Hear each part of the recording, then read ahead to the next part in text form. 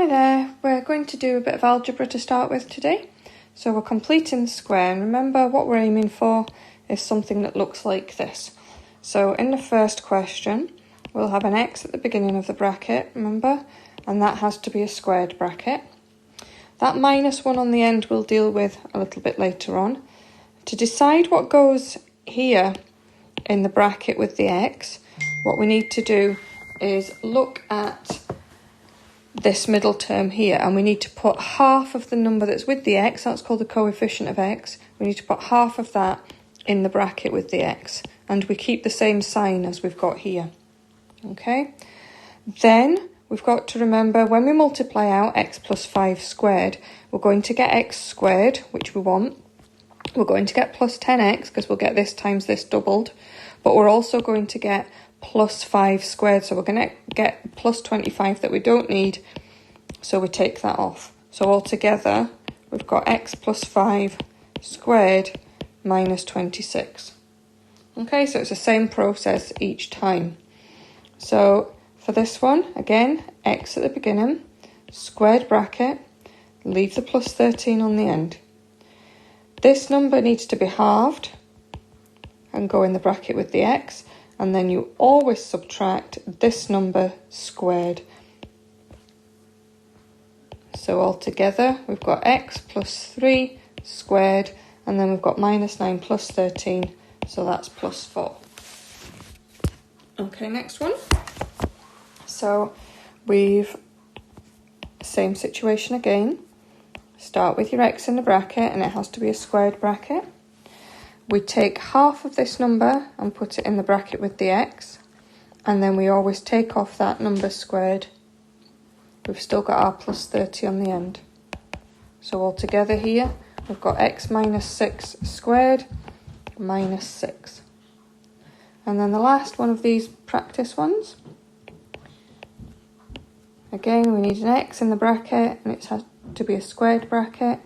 We put half of this number in the bracket with the x. Please note that no x's appear here. I noticed in your assignments some of you were putting x's in there. Okay, so after we've done x minus half of this squared, we need to take off this thing squared, and then we've still got our number that's on the end.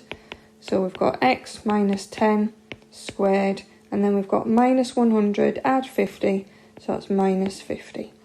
Okay, so we can see that each of those answers looks like that, where we've got an x and something in a bracket which is squared and a number on the end.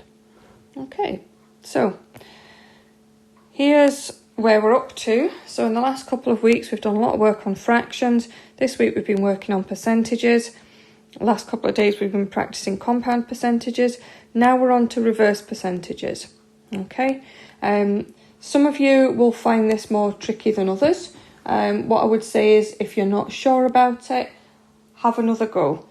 Watch it again, listen again, give me a shout if you're not sure. But we're going to do this today and tomorrow as well to get used to it. Okay? So, oops, where's my page? There it is. Lost it then. Right. So, when we're doing reverse percentages, sometimes we need to work backwards to find an amount that was present before a percentage change. So, for example, if you know what an item costs in the sale, but you want to work out what it cost when it was full price. Okay, so I've got an example here that we're going to work through. And in this example, we've got a coat is in a 20% off sale, and it now costs £35. Find the normal price of the coat. Okay, so for most people, your instinct would be, well, if 20% has been removed and it now costs 35, then if we work out 20% of 35 and add that on, we'll get to the full price. Okay, so we're just going to work through this instinct. Okay, so if we add 20% onto 35, remember what we'd be finding is 120%, wouldn't it, of 35. So the way to find 120% of 35 is to start with our 35 and multiply it by the decimal equivalent of this. So that would be times 1.2. Okay, so if we do that, we can use a calculator for all of this. We don't need to use it for this one, but it's quite all right too. So that gives us £42 anyway. So if we worked out 20% of 35 and added it on to 35, we'd get £42.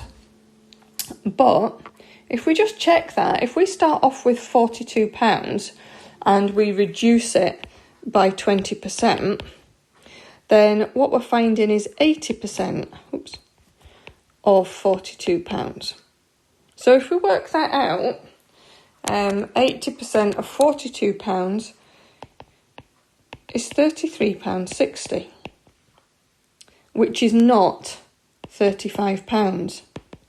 So it is not the case that this coat started off at £42, because when you reduce it by 20%, you get £33.60, not £35. So the reason that doesn't work is basically very straightforward, that 20% of £35 does not equal 20% of £42. Okay, so the way that we have to work this out is that we have to think about what percentage we've got now. Okay, so we have reduced by 20%, remember, and now the coat costs £35. Okay, so if we're working out the original price, that has to be our starting point. That's our 100%.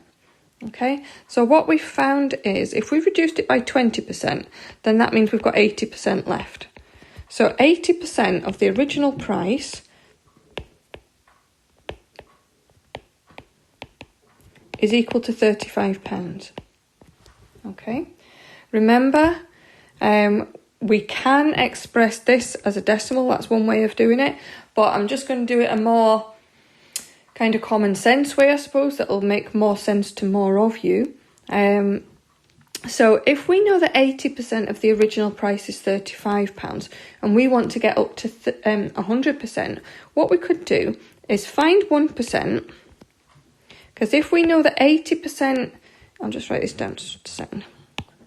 I'll write it down without the words, okay? So 80% is equal to £35. We want 100%. So on our way to 100%, let's just find 1%, because that's going to work every single time. Okay, so what we would need to do to find 1% would be 35 divided by 80. Okay, so we've got 80% is 35.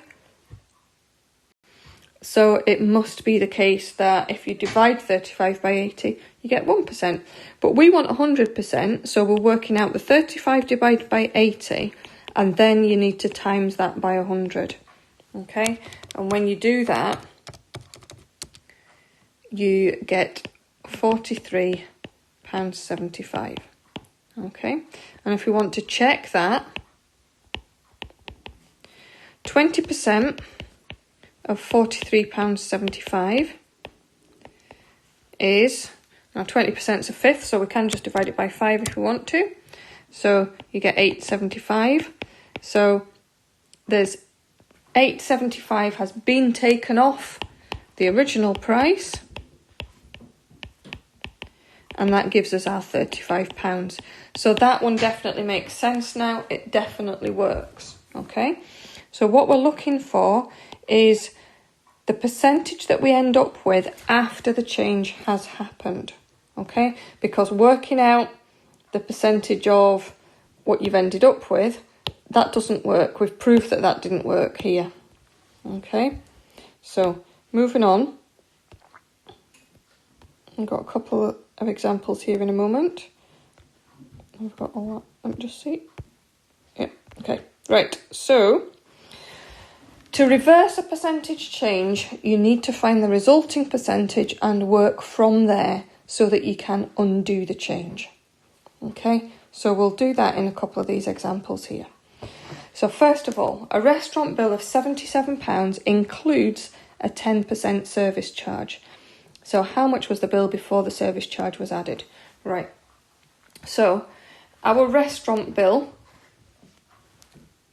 already includes this 10%, okay? So if we want to find out what the bill was before the 10% was added, we need to work backwards, okay? We need to find out what percentage of the original bill we've got now.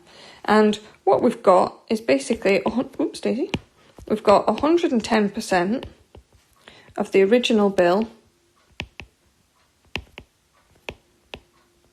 is £77, okay? It's not even necessary to write that down, but I'm doing this obviously because we've just started this, okay? So 110% of the original bill is £77. So if we follow the same process as before and find 1% and then 100%, then we'll end up at the original bill. Okay, so 1% would be 77 divided by 110, because if 110% is 77, then splitting that into 110 bits will give us 1%. So our 100% will be 77 divided by 110, like we've got here, multiplied by 100, and we'll get 70 for that.